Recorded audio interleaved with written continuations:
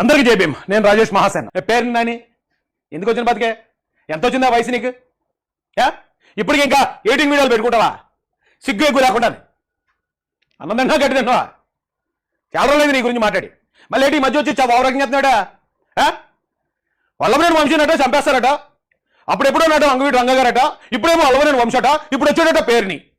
ఈ ఓవరాక్షన్ నువ్వు ఒకసారి మా ఓడే ఓవరాక్షన్ చూడండి. ఆయన చెప్తాడు ఈ గవర్నమెంట్ హాస్పిటల్లో డాక్టర్ కాగితం పిల్లు లేదండి, మా దగ్గర పిల్లు ఇంకా అయిపోయింది, బయట మీకు నీరసంగా కనపడుతుంది. ఇంత ఓవరాక్షన్ చేస్తున్న పేరుందని ఓ మహిళను అడ్డు పెట్టుకుని బతుకుతున్నావు నువ్వు బయట. ఒక మహిళను అడ్డు పెట్టుకుని, అది ఒక బతికేనా మగోడికి? నీ భార్యని కేసే ఇరికిచ్చావు నువ్వు. ఆ రైస్ దొంగ రైస్ కేసు ఏదైతే ఉందో 3-4 కోట్ల రూపాయల రైస్, అబ్బాయి ఎలకలు కొట్టేసేయండి, ఆళ్ళు పట్టిపోరండి, అవసరం డబ్బులు కడతామండి అని నువ్వు వెళ్ళి పోలీస్ స్టేషన్ ముందు చేతులు కట్టుకుని నిలబడ్డావు. నువ్వు దుబ్బేసిన డబ్బు ఏదైతే ఉందో అది. తెలుగుదేశం పార్టీ యొక్క ఉన్నతమైన విలువలు ఏంటంటే, సరే ఆ కేసులు ఇరికిస్తే ఆ కేసులు నేను లోపల పంపించాలంటే నీ భార్యను కూడా పంపించాలి. ఎందుకంటే గొడవ నీ భార్య పైన పెట్టావు తెలివిగా నువ్వు. కేసు అయితే ఒకవేళ నా భార్యను జైలుకి పంపించేద్దాం, అదే నా భార్యను అరెస్ట్ చేశారని ఎదవేడుపులు ఏడిసి మళ్ళీ సింపతి కూడా ఇద్దామని నీ ప్రయత్నం. కానీ తెలుగుదేశం పార్టీ ఆలోచిస్తుంది, విలువలు ఇస్తుంది, మహిళలకు ముఖ్యంగా విలువ ఇస్తుంది. చేసిన అదపని పేరుని గడి చేశాడు, కానీ ఇరికించేది వాళ్ళ భార్యని ఇరికిస్తున్నాడు. సరే వదిలేశారు నిన్ను, నీ భార్య ముఖం చూసి వదిలేశారు. నీ భార్య వెనకాల నాకున్నావు నువ్వు, లేకపోతే ఇవాళ నువ్వు బయట ఎక్కడ తిరుగుతావా? నీకు బయట అసలు నోకలున్నాయా? పత్తిత్తులకు వచ్చి పత్తిత్తి కబుర్లు చెప్తున్నావు. ఇక వచ్చాడు ఎవడో కానీ పత్తి రోజు పర్వాణం వచ్చి తెల్లారి దగ్గర చల్లారలేదట బాబు పేరుని. ఆ రైస్ ఏదైతే రేషన్ బియ్యం పేదలకు అందాల్సిన బియ్యంలో 4 కోట్లు పందికొక్కలు మెక్కేశాను నువ్వు. నీటి కబుర్లు చెప్తున్నావు బయటకు వచ్చి. నీ భార్య నిన్ను కాపాడింది. తెలుగుదేశం పార్టీకి మహిళల మీద ఉన్న విలువ నిన్ను ఈరోజు బయట ఉంచింది. లేకపోతే నీకు కూడా వెయిట్ లాస్ ప్రోగ్రామ్ లోపల వెయిట్ లాస్ రూపాయి ఖర్చు లేకుండానే 30-40 కేజీలు తగ్గిపోతున్నారు బయటికి. నీతి కబుర్లు చెప్తున్నాడు. నీతి కబుర్లు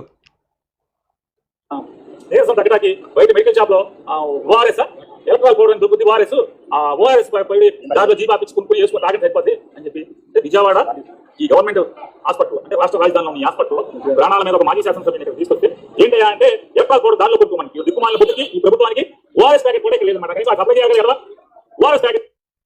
అంటే ఓఆర్ఎస్ ప్యాకెట్ కూడా కొనుక్కోలేని ఎదో బతుకులు బతుకుతున్నారు ఎక్కడ మీరు? కానీ ఓకే ఒకవేళ ఓఆర్ఎస్ అక్కడ లేకపోవచ్చు అందుబాటులో, ఏదో ఒక ఓఆర్ఎస్ ప్యాకెట్ కూడా కొనుక్కోలేని ఎదో బతుకు బతుకుతున్నారా మీరు?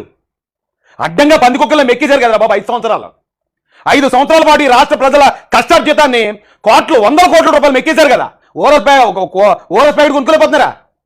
కొనుక్కోలేని ఎదో బతుకు బతుకుతున్నారా పేరుని? ఈ బతుకు కొనుక్కోమని చెప్తారు. ఇంత దిక్కుమాలినటువంటి దిగదాచి హాస్పిటల్లో వైద్యం చేస్తున్న పరిస్థితి. ఒక్కొక్కరి మోట్ చావుకి ఏదో ఒక్కొక్కరి పతనానికి ఒక కారణం. ఆ ఎన్టీ రామారావు పతనానికి వంగవీటి రంగా గారి మరణం కారణం అయితే ఖచ్చితంగా వంశీకి ఏమైనా అవనండి మీ కుట్రల వల్ల వంశీ మరణమే ఈ ప్రభుత్వానికి బలిపోతుంది. వంగవీటి రంగా గారి మరణాన్ని ఎలాగైతే తెలుగుదేశం పార్టీకి ఆపాదించేశారో, ఇప్పుడు మేము వల్లభనేని వంశీని కూడా లేపేసి తెలుగుదేశం పార్టీ మీద వేస్తామని హింట్ ఇస్తున్నాడు మా వాడు, మా అన్న. అంతే కదా? ఇప్పుడు నిజంగా వంగవీటి రంగా గారి హత్యలో తెలుగుదేశం పార్టీ ప్రమేయం ఉందంటే వంగవీటి రాధా గారు తెలుగుదేశం పార్టీలో ఉంటారా? ఆ రోజున తెలుగుదేశం గవర్నమెంట్ లో ఆయన చంపేసి, అది ఇదిగో గవర్నమెంట్ తెలుగుదేశం కాబట్టి ఖచ్చితంగా తెలుగుదేశం చంపేసిందని చెప్పి ఆ ముద్ర గెలిచేసారు అప్పుడున్న ప్రత్యర్థులు. ఇప్పుడు కూడా వల్లభనేని వంశీ జైలుకి వెళ్ళిపోయి దగ్గుతున్నాడు, తుమ్ముతున్నాడు, ఏదో వాంతులు చేసుకుంటున్నాడట, అన్నీ జరుగుతున్నాయి. అదేమన్నా సెంటిమెంట్ ఏమైనా పండుతుందేమో అని సింపతి స్టార్లు వెయిటింగ్ ఇక్కడ, వైసీపీ సింపతి స్టార్లు. ఎందుకంటే వీళ్ళు సింపతి మీదే బతుకుతారు, సింపతి మీద వచ్చారు, శవం మీద వచ్చింది పార్టీ. ఇప్పుడు ఆ సింపతి కోసం ట్రై చేస్తున్నారు. సో సింపతి రావాలంటే వల్లభనేని వంశీని లేపేస్తే ఇది బ్లేమ్ తెలుగుదేశంకి వెళ్ళిపోద్ది, వైసీపీకి మేలు జరుగుతుందంటే వాళ్ళు వంశీని కూడా లేపెత్తారు. వీళ్ళు సొంత బాబాయిని లేపేసిన వాళ్ళు. వల్లభనేని వంశీ వాళ్ళు ఎక్క కాదు వీళ్ళకి. అమ్మ వల్లభనేని వంశీ గారు భార్య గారైనా వదినమ్మ పంకజశ్రీ గారు, మీ భర్త ప్రాణాన్ని మీరు వైసీపీ వాళ్ళ దగ్గర నుంచి కాపాడుకోండి. తెలుగుదేశం పార్టీ వల్ల ఈ భర్త ప్రాణానికి ఏమీ ప్రమాదం ఉండదు. అతను చేసిన తప్పులకి చట్టపరంగా శిక్ష అనిపిస్తాడు, చట్టపరంగా జైల్లో ఉంటాడు తప్ప అతని ప్రాణానికి ఆయన తలపెట్టే ఆలోచన తెలుగుదేశం కార్యకర్తలకు కానీ తెలుగుదేశం నాయకులకు కానీ ఉండదు. ఈ ప్రాణాలు తీసేసి ఎదుటోళ్ళ మీద వేసేసే లక్షణం వైసీపీ వాళ్ళలోనే ఉంది. ఆ వైసీపీ వాళ్ళ నుంచి నీ భర్త ప్రాణాలను కాపాడుకో. ఎంత దౌర్భాగ్యం అంటే వీళ్ళు ఒకనే మాజీ మంత్రి అరెస్ట్ చేసి తీసుకొస్తే ఒక నేరం మీద అది ఏముందో తెలియదు మనకి. అతనికి పైస ఉంది వెంటనే వచ్చేయాలి మన ప్రాణం పోతుంది. మాజీ మంత్రి ఒకరిని అరెస్ట్ చేసుకొస్తే అచ్చెన్నాయుడు గారిని, ఇప్పుడు వాళ్ళు అనొచ్చు పేరు నాని నీకంటే వయసులో పెద్దడు కదా, మంత్రి హెడ్ రాజు ఆడిడని అంటున్నాను. ఎందుకని నేను ఒక అన్న అనుకుని భావించి అంటాను, అది వేరే విషయం అనుకోండి. మరి అచ్చెన్నాయుడు గారిని ఈడంటున్నాడు, ఆడు ఈడని.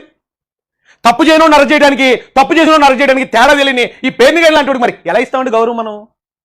తప్పుడు కేసు పెట్టారు అచ్చెన్నాయుడు గారి మీద. ఇక్కడ వల్లభనేని వంశీ ఏం మాట్లాడాడో, ఎలాంటి పనులు చేశాడో, ఎలాంటి దారుణమైన పదజాలంతో మహిళల్ని ఆల్మోస్ట్ వాళ్ళు చంపేశాడండి మానసికంగానే. ఏం తప్పులు చేయాడు తెలుసు కాబట్టే కదా ఈ రోజున ఎవడన్నా ఒక్కడని రోడ్డెక్కడా? వల్లభనేని వంశీ కోసం మా వంశానన్నా మీరు అన్యాయంగా అరెస్ట్ చేశారు అని ఒక్కరైనా రోడ్డెక్కడా? ఒక్కరి దగ్గరైనా సానుభూతి చూసామా మనం? సిగ్గు లేకుండా ఎలా అవుతున్నా ఇంకా రోడ్డు మీదకి పేరుందని. నిజంగా ఎవరైనా సిగ్గునోడు అయితే నీళ్ళు లేని బాగు చూసి దూకి సత్తాడు. ఎందుకంటే అరే నా భార్యను అడ్డు పెట్టుకోవడం వల్ల నా భార్య ముఖం చూసి నన్ను బయట వదిలేరు వేళ అని చంద్రబాబు నాయుడు గారు కాళ్ళు గడిగా ఆ నీళ్ళు ఎట్లా నెత్తిమే చల్లుకుంటారు. నీ భార్య కాపాడింది నిన్ను. సిగ్గు ఎక్కువ లేకుండా ఇంకా బయటకు వచ్చి పెద్ద పత్తిలో కబుర్లు చెప్తున్నావు నువ్వు. వైసీపీ గవర్నమెంట్ లవర్ అయిపోయే రాష్ట్రంలో ఉన్నటువంటి చంద్రబాబు దగ్గర నుంచి మొత్తం అంతా కూడా వైసీపీ ఎక్కడ హాస్పిటల్ వైద్యం కావాలంట. ఇతనికి ఏమో ఊపిరాట్లేదు, ఊపిరితిత్తుల్లో సమస్య ఉందని చెప్పి చెప్పుకుంటా. మీకు ఒక మాట చెప్తానండి, వంశీ గారు ఈ రోజున అనారోగ్యంతో ఉన్నారు, బాధపడుతున్నారు, అది నేను చూస్తున్నాను. కానీ దానికి తెలుగుదేశం పార్టీకి ఏం సంబంధం లేదు.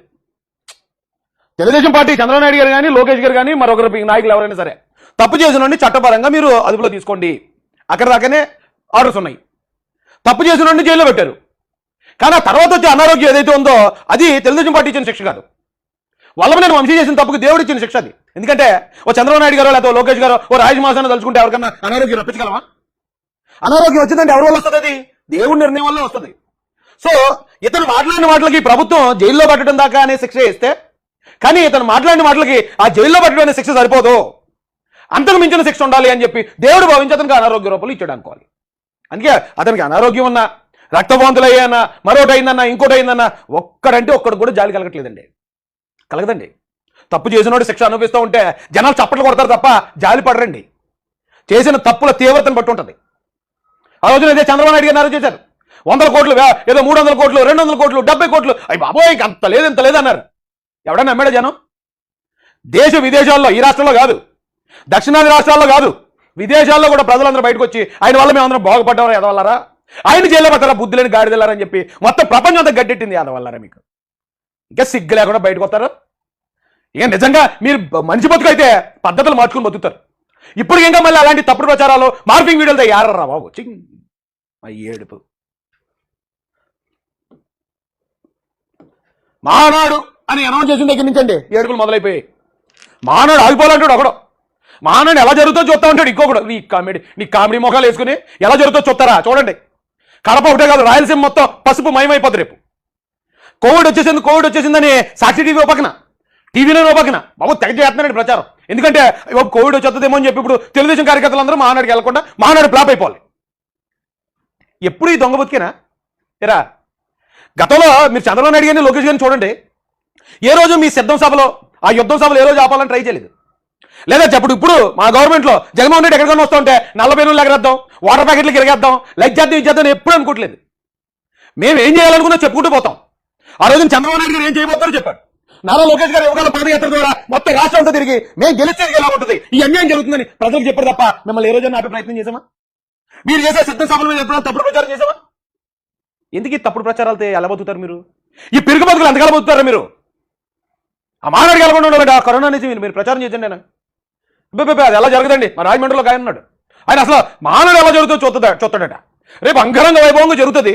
చూసిన తర్వాత మరి ఏంటంటే ఇలాగ అన్నారు కదండి, మరి ఏంటి పరిస్థితి అంటే చూస్తానన్నాను అంతే కదా, నేనేం ఆపుతాను వెళ్ళలేదు కదా అంటాడు. అంతేనా? మారమే నిలబడటం చేత కాదు. ఓ మాట వేళ మాట్లాడిన మాట రేపు ఉండదు. మీరు నాయకులుగా చలామణి అయిపోతూ ఉంటారు, మేము బజరు కొట్టుకుంటూ ఉంటాం చెక్కలు పట్టుకుని. ఈ బతుకులు మార్చుకుంటారు బాబు ఇప్పటికన్నా. తెలుగుదేశం కార్యకర్తలందరూ కూడా నేనేం చెప్పక్కర్లేదండి. నేను నిన్నగాక మన పార్టీలోకి వచ్చినండి. 40 సంవత్సరాల నుంచి పార్టీలో ఉన్న ఉద్దండులు ఉన్నారు తెలుగుదేశం పార్టీలో. వాళ్ళకి మహానాడు అంటే ఆ మహానాడు అనేది పండగ. మిగతా పండుగని పక్కన పెట్టి ఈ పసుపు పండుగ అసలు పండుగ వాళ్ళకి. రేపు మొత్తం రాయలసీమ కమ్మైపోతుంది పసుపు. చూడండి, పసుపు దళం పాద గంటికలతో రాయలసీమ మొత్తం పలకరించబోతుంది. ఆ స్థాయిలో జరుగుతుంది. ఎవడో ఎన్ని ఏడుపులు ఏడ్చినా, ఎన్ని క్షుద్ర పూజలు చేసినా, ఎంత దారుణమైన ఇది చేసినా వెంట్రు కూడా ఊగదు. మహానాడు జరిగి తీరుతుంది. ఇప్పుడు దాకా జరిగిన అన్ని మహానాడుల్ని తలదన్నే విధంగా ఈ మహానాడు జరగబోతుందని మీ అందరికీ తెలియజేస్తూ, పేరుని బుద్ధి మార్చుకో, బతుకు మార్చుకో. ఇలాంటి తప్పుడు ప్రచారాలు వైసీపీ వాళ్ళందరికీ చెప్తున్నాను నేను. ఏదైతే మార్పింగ్ వీడియోలు చలమణి చేసుకున్నారో, ఏ రాజేష్ మహాసేన గడి ఎడం కాళ్ళ మీద ఉన్న వెంట్రుకు కూడా పేకలేరు. మీరు నా దగ్గర నుంచి ఏమీ తీయలేరు, నా ధైర్యాన్ని చంపలేరు, నా గొంతును ఆపలేరు. చెమటలు పట్టించాను, అడగండి, మీ పెద్ద నాయకులు చెప్తారు. అదే పరిస్థితి. ఉంటాను. జై భీమ్, జై భారత్, జై జమాసన, జై తెలుగుదేశం, జై చంద్రబాబు, జై జై లోకేష్.